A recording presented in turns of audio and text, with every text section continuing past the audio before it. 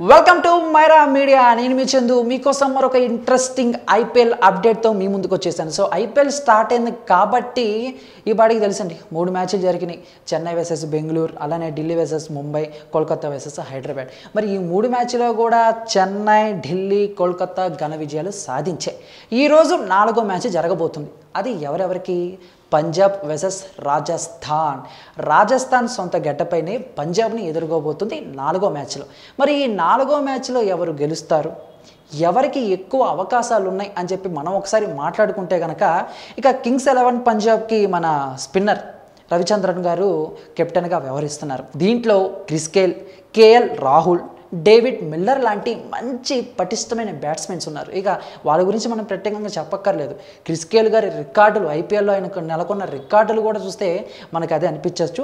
ఇక నెక్స్ట్ మరి ఈ బ్యాట్స్మెన్ని రాజస్థాన్ బౌలర్లు ఎంతవరకు ఎదుర్కొంటారు, అంటే వీళ్ళని కట్టడి చేస్తేనే రాజస్థాన్కి విజయం దక్కుతుంది అనేది కూడా మనం ఒకసారి చెప్పుకోవాలి. ఇక నెక్స్ట్ ఎలాగో లాస్ట్ టైము ఆ బాల్ ట్యాపరింగ్ నిషేధంతో కొన్నాళ్ళు క్రికెట్కి దూరంగా ఉన్న ఆయన మళ్ళీ ఈ ఇయర్ 2019లో ఎంట్రీ ఇస్తున్నారు. ఆయన ఆస్ట్రేలియా మాజీ కెప్టెన్ స్టీవ్ స్మిత్, ఆయన కూడా మంచి బ్యాట్స్మెన్నే కాబట్టి మరి ఆయనతో వరకు పరుగులు తీస్తారో అది కూడా చూడాలి. సో మొత్తంగా చూసుకుంటే ఇక ఎక్కువ అవకాశాలు పంజాబ్కే గెలిచే అవకాశాలు ఉన్నాయని చెప్పేసి మనకైతే అర్థమవుతుంది. అలా అని చెప్పేసి మనం రాజస్థాన్ ఏం తక్కువ అంచనా వేయలేమండి. రాజస్థాన్లో కూడా మంచి బ్యాట్స్మెన్స్ ఉన్నారు. వాళ్ళే జోస్ బట్లర్, అలానే బెన్ స్టోక్స్.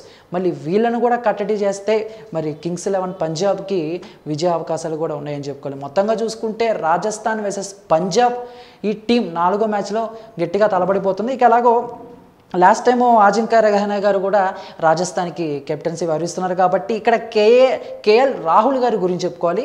ఈయన లాస్ట్ టైం కూడా చక్కగా టీముని ఒంటి చేత్తో, అంటే 2018 సీజన్ 11లో ఒంటి చేత్తో పంజాబ్ని అంతో ఎంతో నెట్టుకురావడం జరిగింది కాబట్టి ఆయన మీద కూడా ఎన్నో అంచనాలు అయితే ఉన్నాయి. మొత్తంగా చూసుకుంటే క్రిస్ గేల్ గారు, అలానే కేఎల్ రాహుల్ గారి మీద ఈరోజు బ్యాటింగ్లో వాళ్ళు ఎంతవరకు నిలకడగా రాణిస్తారు అనే దానిపైన చాలా ఇంట్రెస్ట్ అయితే ఉంది. సో మొత్తంగా మరి ఈరోజు మ్యాచ్లో పంజాబ్ వర్సెస్ రాజస్థాన్లో ఎవరు గెలుస్తారు? మొత్తంగా చూసుకుంటే గెలుపు అవకాశాలు అయితే 2 టీంలకి బలంగా ఉన్నాయి. మరి చూద్దాం ఫైనల్గా ఏం జరుగుతుందో. మరి దీనిపై మీ యొక్క అభిప్రాయాన్ని కామెంట్ రూపంలో మాకు తెలియజేసి, ఈ వీడియో మీకు నచ్చితే లైక్ చేసి అందరికీ రీచ్లా షేర్ చేయండి. Thank you.